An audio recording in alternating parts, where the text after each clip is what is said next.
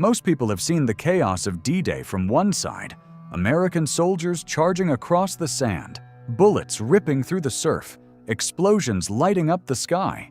You've probably seen the movies, heard the stories, maybe even walked the beaches yourself. But what most people haven't seen is what it looked like from the other side. Inside the bunkers, inside the trenches, inside the heads of the German soldiers who were waiting, watching, as the greatest invasion in history came straight at them. In this video, we turn the camera around. With expert battlefield mapping and rare on-site access, we'll take you into the fortified positions that were supposed to stop the Allies cold. We'll go inside the trenches, the bunkers, and even places long thought lost to time. Stick around to see what we found inside. And trust me, you don't want to miss this. The creation of the Atlantic Wall. By 1942, Nazi Germany controlled almost all of Western Europe. France had fallen in just 6 weeks. Belgium, the Netherlands, Denmark, Norway. They were all under German rule. Even parts of North Africa had flown the swastika. From the Arctic Circle down to the warm coastline of the Bay of Biscay, the Third Reich seemed invincible. But the Nazi high command knew the tide would turn. The Eastern Front was eating through divisions by the month. In North Africa, German and Italian forces were losing ground, and the Americans had arrived, bringing with them unmatched industrial power, fresh troops, and a promise to take Europe back. Everyone knew what was coming next: an Allied invasion, a landing somewhere on the western coast. The only question was where and when.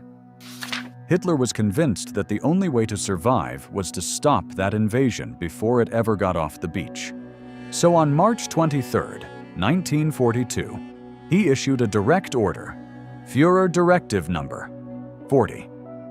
It called for the permanent fortification of the coasts in the West, a vast construction effort aimed at transforming Europe's western coastline into an unbreakable fortress.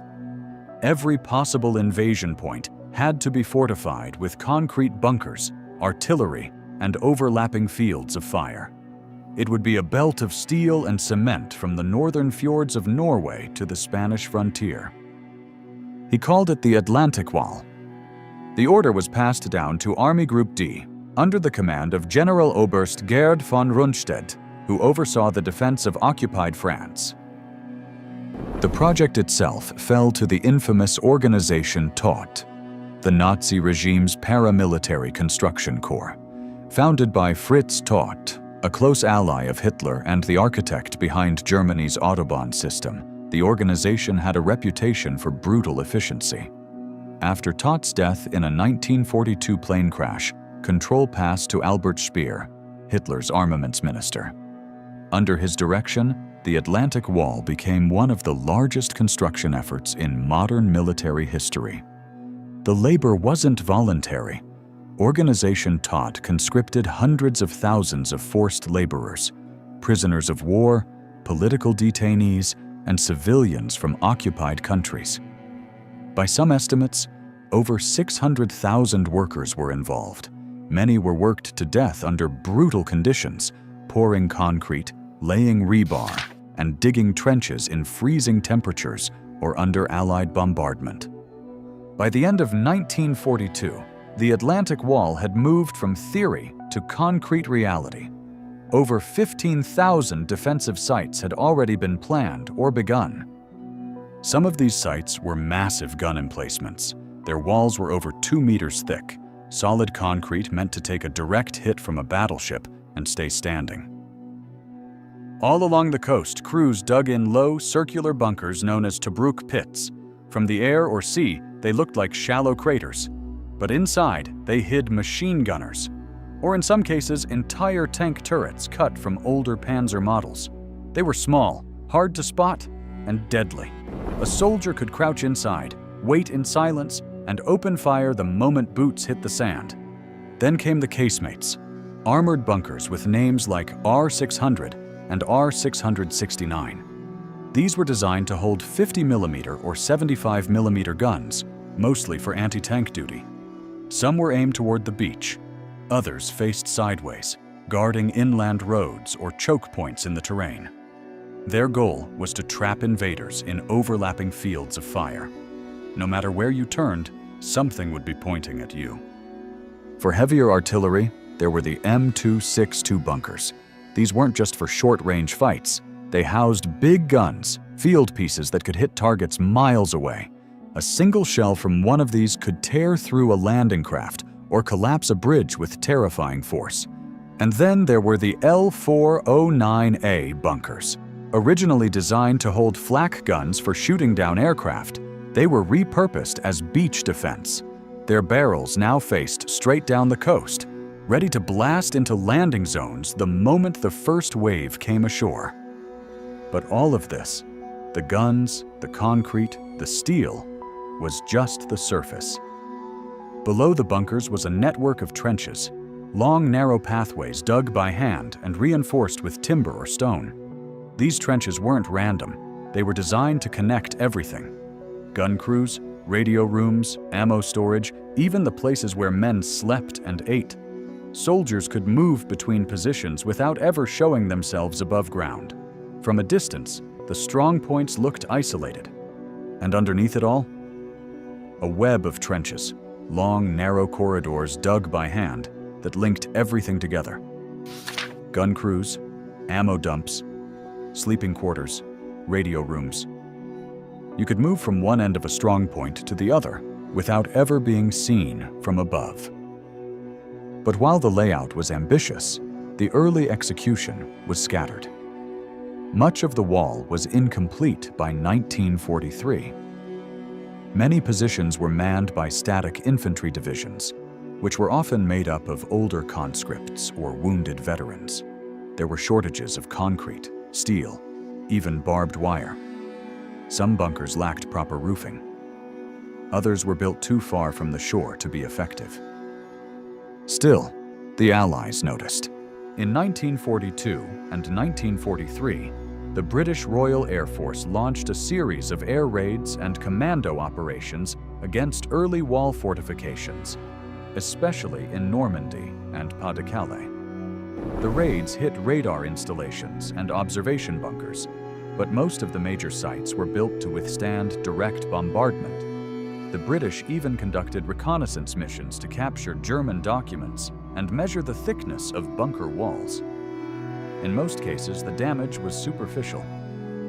The concrete held, and it kept coming. By late 1943, more than 17 million cubic feet of concrete had been poured across the wall, with 250,000 tons of steel reinforcement. Each month, new casemates and pillboxes were completed. On some beaches, rows of concrete tetrahedrons and steel hedgehogs were sunk into the surf to tear apart Allied landing craft. Mines were installed on stakes just below the tide line, triggered by the hulls of landing boats. But even with all this construction, there was a problem. The wall wasn't unified. Each army commander interpreted Hitler's directive differently. In some sectors, defenses were tightly clustered and well-planned. In others, they were haphazard or incomplete. Von Rundstedt himself was skeptical of the entire project. He believed the Allies couldn't be stopped on the beaches. He preferred holding back forces inland and launching a mobile counterattack. He saw the wall more as a psychological weapon than a physical one. But all of that changed when Field Marshal Erwin Rommel entered the picture. He was a veteran of North Africa, famous for lightning tactics and creative defense. But when he toured the Atlantic Wall, what he saw shocked him. Many bunkers had incomplete ceilings. Firing lanes were poorly planned. Some beaches had almost no anti-tank defenses at all. Rommel didn't waste time. He pushed for radical changes. He ordered obstacles placed directly in the surf.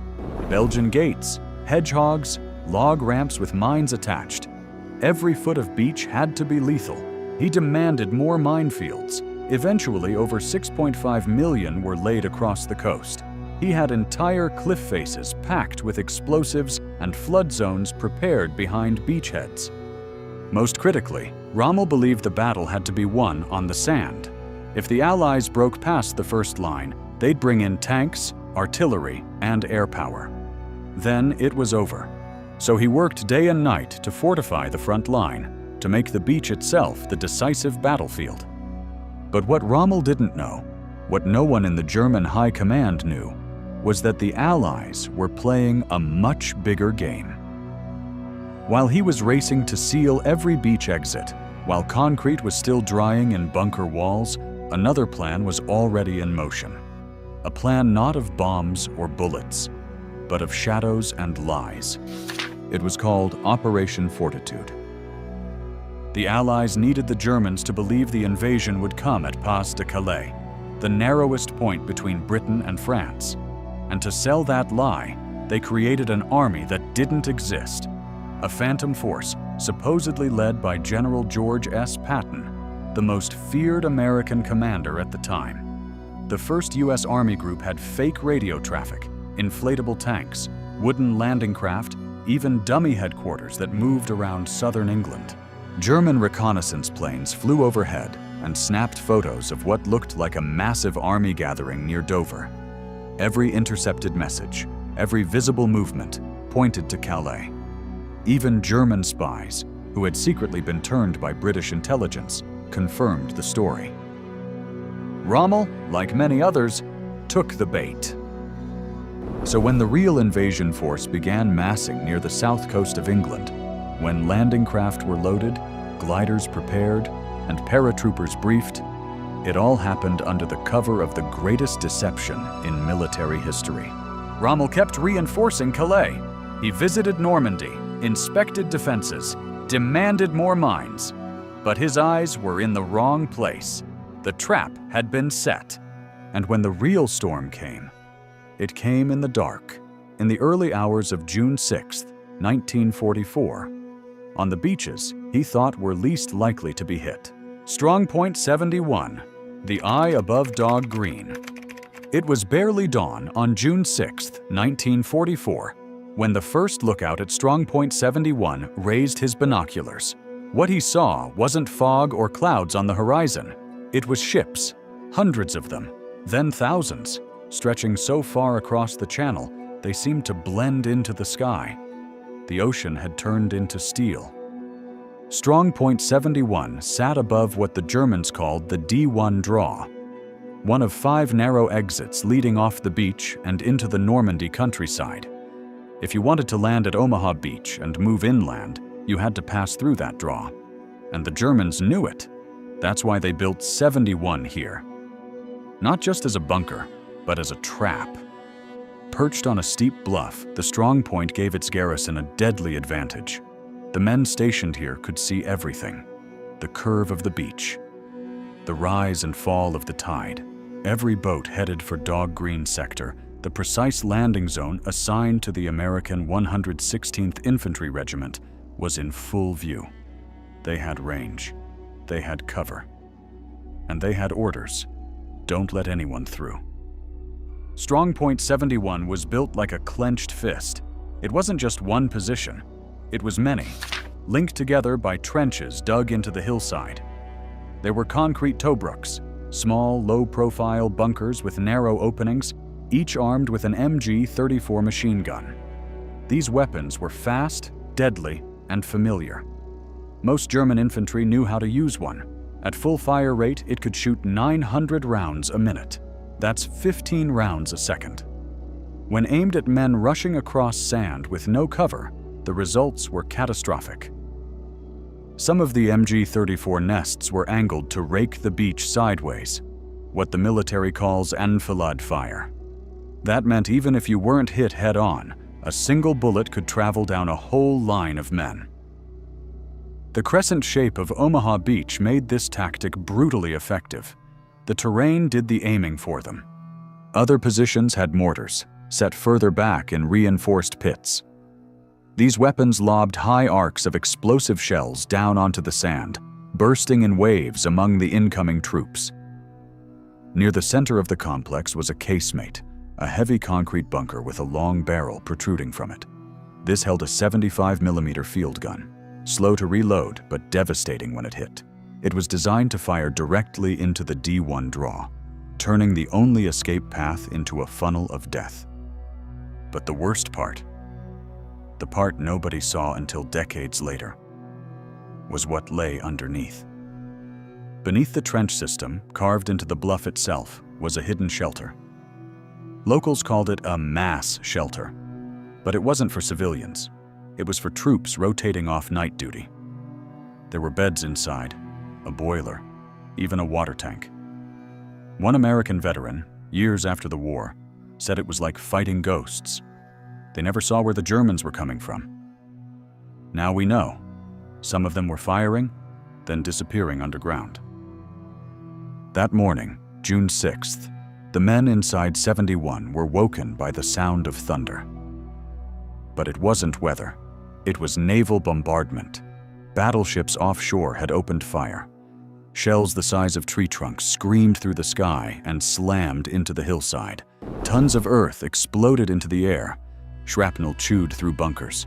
One eyewitness said the ground shook like it was breathing. But Strongpoint 71 held. The bombardment missed just enough. Some shells overshot. Others hit empty ground. The machine gun nests were dug deep. The concrete was thick.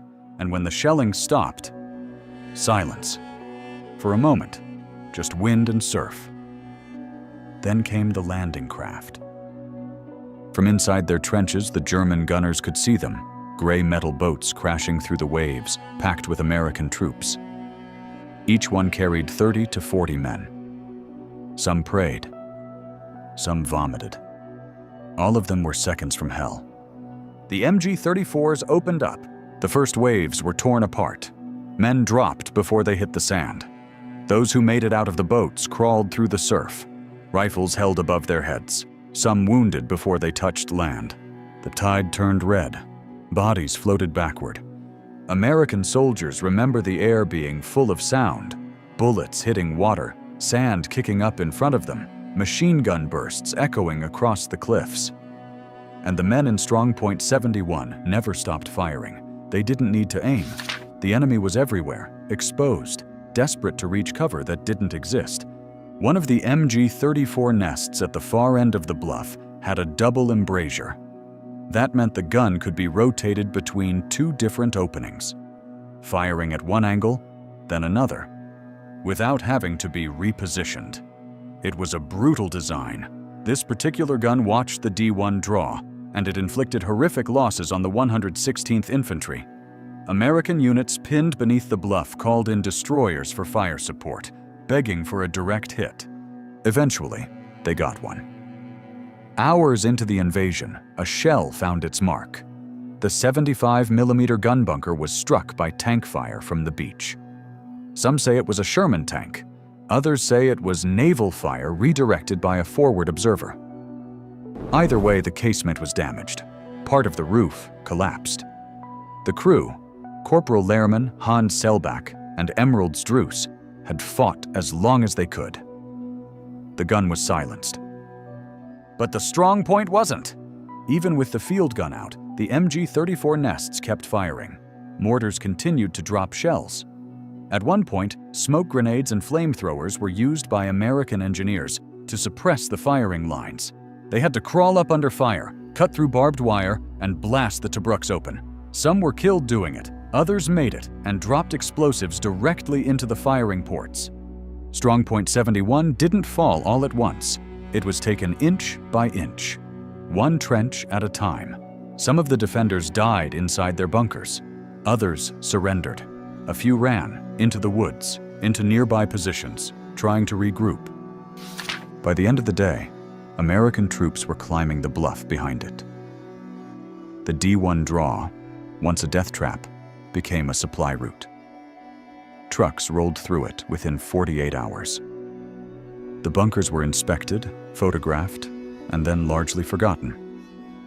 For decades, Strongpoint 71 sat quietly above the beach, covered in brush, visited only by historians and locals. But it's still there. Just to the east, less than a mile away, another German position stood ready. Larger, heavily armed, and directly in the path of the next wave of American troops. Strongpoint 62, the fire over Easy Red. Not far from the ruins of Strongpoint 71, just a short walk east along the bluff, another German position stood watch over the coast. Strongpoint 62. Wider Stand's Nest 62. If 71 was the trigger, 62 was the hammer. It sat above a wider stretch of beach, one the Allies called Easy Red. This sector would become one of the bloodiest grounds of D-Day. But from the high position of WN 62, it didn't look like a battlefield at first. It looked like a waiting room. Days before the invasion, the soldiers stationed there kept to their routine. They drank watered-down coffee, cleaned their weapons, listened to the wind scrape across the open channel. The bunker walls were damp, the floor always cold. Inside the Wellblech huts, those half-buried corrugated shelters, they scratched dates into walls and smoked hand-rolled cigarettes. Inside it, Soldat Druce, Lehrman, Plotter, Selbach, Corporal Kreefworth, and Franz Gauck, barely 18, who manned a Polish MG-08, an old, water-cooled machine gun repurposed from another war. Most of them were kids or reservists. Some were grizzled Eastern Front veterans on quieter duty. Their uniforms were patched. Their boots wore thin. But their orders were clear. Hold until relief arrives. Strongpoint 62 wasn't glamorous. It was grit and concrete and layers of barbed wire. Positioned along the sloped bluffs near the eastern end of Omaha, it had clear visibility of Easy Red and parts of Fox Green. That meant thousands of yards of open beach lay directly in its line of fire. The layout was calculated with surgical cruelty. The bunkers here were different from those at 71. WN 62 was larger, more connected, better reinforced. The fire zones overlapped. Communication trenches ran behind the casemates. Shelters were buried deep with curved walls to deflect blast waves. Near the center sat a series of R669 casemates, thick-walled bunkers built to house medium-caliber artillery, usually 75mm field guns. One was active. The other had never received its weapon, sitting empty like a silent witness. The functional casemate was operated by Corporal Lehrman and his team. It had a narrow firing slit, pointed inland just above the beach exits. Behind it, a loading crew working in shifts, sweating through their uniforms as they shoveled shell after shell into the gun's mouth. One blast every 15 seconds, if they kept pace. But 62 was more than firepower. It had eyes. High on the bluff sat an observation post, camouflaged into the hillside, its slit just wide enough for a field scope. This wasn't for sniping, it was for calling in hell. From here, coordinates were radioed to artillery positions further inland, mortars, howitzers, even batteries in the village of Hooteville. The forward observer, Bernard Firking, was trained to read tide charts, measure wind, and adjust fire by the second. But on D-Day, he never finished his first call. He was killed by naval gunfire before 6 a.m. Still, the shelling came.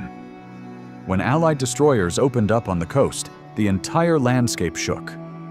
Bunkers cracked, trenches caved in. A section of barbed wire was vaporized in an instant. But like at 71, the worst of the shelling missed. When the dust settled, WN 62 was still intact. The men inside, dazed but alive, grabbed their weapons and braced for the real fight. What they saw next didn't look real. The sea had changed color, no longer blue or gray, but black. So many landing craft moved through the surf that they seemed like a solid wall of metal, pushing straight toward them. One machine gunner said it looked like a city made of boats. Inside the bunkers, men fixed their sights. Ammunition was distributed. Water bottles passed hand to hand. One last cigarette. Then silence. Then fire. The MG-08 opened up first, its water jacket already hissing with steam. Next came the MG-34s in the Tobruk's, then mortars, then the 75mm. Every weapon in the Strongpoint erupted at once, vomiting bullets and shells onto the beach below. American troops, many just 19 years old, had barely left their boats when the sand exploded around them. Bullets ricocheted off landing ramps. Mortar fire rained from above. The air turned thick with smoke and salt and blood. Officers were killed mid-command. Medics were shot in the surf. Radio men tried to call for fire support and vanished in sprays of water and sand. WN-62 had perfect sightlines. It wasn't random shooting. It was controlled, patterned, and timed. Machine gunners swept left to right in short bursts. Mortars were staggered. The 75mm targeted the beach exits, choking off any chance of escape. At one point, a U.S. destroyer managed to move dangerously close to shore. It tilted sideways, broadside to the bluff, and let loose a full barrage. Part of the observation trench collapsed. Selbach was buried alive. Only half his body recovered later. The heat from the blast cracked the casemate's forward plate, but the gun inside still worked. Inside the command bunker, maps were scattered. Wires sparked. The field telephone went dead. But they kept firing. One soldier later wrote in his diary, "We were already in the grave. We just hadn't stopped moving." Yet the Allies didn't break. Wave after wave came in. Boats burned in the surf. Tanks sank in the shallows. But the Americans pressed forward, through water, over wire, past mines, dragging wounded behind them. They formed fire teams, lobbed grenades uphill, and radioed naval guns to strike specific coordinates. Eventually, parts of WN-62 were isolated. A flamethrower crew from the 1st Infantry breached a side trench. Several German defenders surrendered. Others were killed where they stood, machine guns still warm in their hands. By the end of the day, WN-62 was no longer a strong point. It was a ruin. But the toll it had taken was brutal.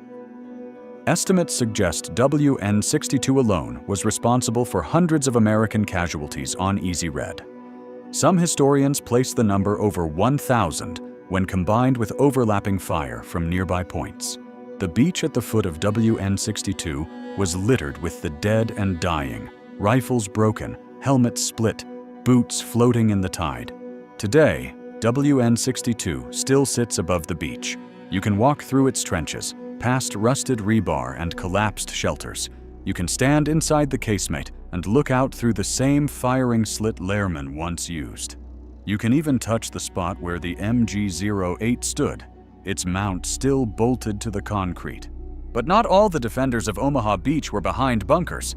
Some stood exposed, out on the bluffs, in hand-dug trenches, facing the sector the Allies called Fox Green. And just beyond WN-62, on the far eastern edge of the beach, one more strongpoint waited. We're heading there next. It was called WN-60. Strongpoint 60, the forgotten edge of Omaha. On the far eastern edge of Omaha Beach, past the bomb-shattered casemates of WN-62, past the tangled minefields and barbed wire, lay a final strongpoint, Widerstandsnest 60. It wasn't the biggest. It didn't have the tallest cliffs or the deepest bunkers. But WN-60 had something else: visibility. From its trench line, German troops could see directly onto the landing sectors known as Fox Green and Fox Red, where the American 116th Infantry and elements of the 29th Division came ashore. The strongpoint looked down like a hawk perched on a cliff, watching, waiting, and ready to strike. Strongpoint 60 didn't look like much on the map. A loose sprawl of trenches, a few Tobruk's for machine guns, a shelter here, a gun emplacement there. But its position was perfect for flanking fire. If American troops tried to move east up the draw or take shelter against the hillside, they'd be caught in a deadly crossfire. The forward slope was wide open, no trees, no rocks, no cover. Just sand, wire, and steel.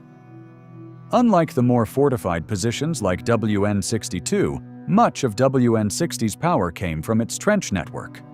Dug into the chalky soil with shovels and pickaxes, these trenches zigzagged across the bluff in tight angles designed to absorb shock waves and limit grenade blasts. They were narrow, just wide enough for one soldier to pass at a time, and deep, with timber supports and steel formwork keeping them from collapsing under the weight of the earth above. In some corners, the wooden beams were still original to 1944. Weather-worn, half-rotted, but still there. Quiet witnesses to what happened that day. T-bunkers were scattered throughout the trench system, small concrete shelters, some with original ammunition recesses still in place. From here, machine gunners could fire down onto the beach with minimal exposure. Some of these bunkers had been hit during the preliminary bombardment. Chunks of concrete were missing. Rebar jutted out like twisted fingers. One still had black scorch marks where a flamethrower unit had cleared it out. But the heart of WN-60 was a 75mm gun emplacement, facing the sea with its firing arc covering the approaches to the F1 draw. This gun, possibly a repurposed French or Czech model, was mounted in an open pit with sandbags and timber reinforcement. It was likely knocked out early, either by a destroyer off the coast or a Sherman tank that made it up the beach slope. Some accounts say Lieutenant Monteith, an American tank officer, directed fire onto WN-60 after spotting muzzle flashes from behind the smoke.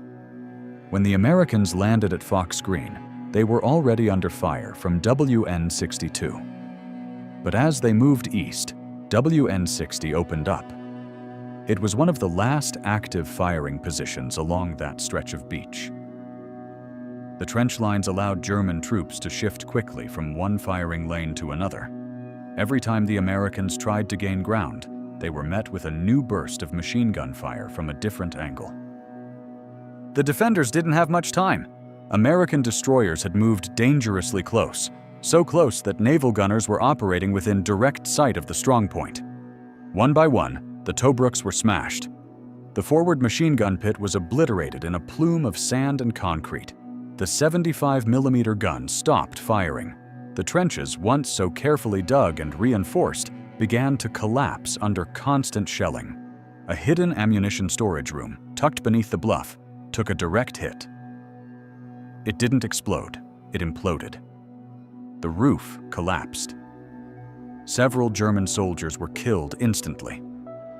Others were buried alive. One of the largest rooms in WN-60, likely a storage bunker, not a barracks, was found days later by Allied troops. Inside were nearly 30 German soldiers, huddled in silence. Some had been wounded. Most were shell-shocked. They had tossed aside their weapons, raised their hands, and surrendered without a word. These men had held the line as long as they could. But by midday, they knew it was over. And then there was the tunnel. Near the rear of the position, partially hidden by brush, was a narrow shaft.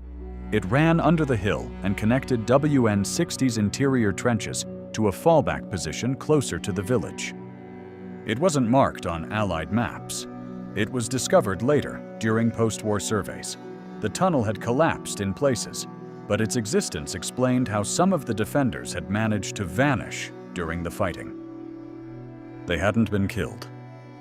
They had simply disappeared into the earth. By the end of June 6th, Strongpoint 60 was silent. But it had done its job. The Atlantic Wall's last stand.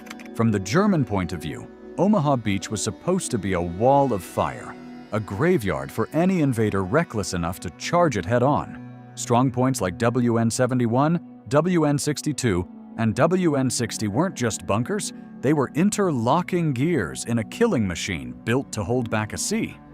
Each one was designed to sweep the beach with machine gun fire, block armor with mines and anti-tank guns, and call in artillery from the heights above. But on the morning of June 6, 1944, that system was pushed to its limit. Allied naval guns had pounded the coast for hours.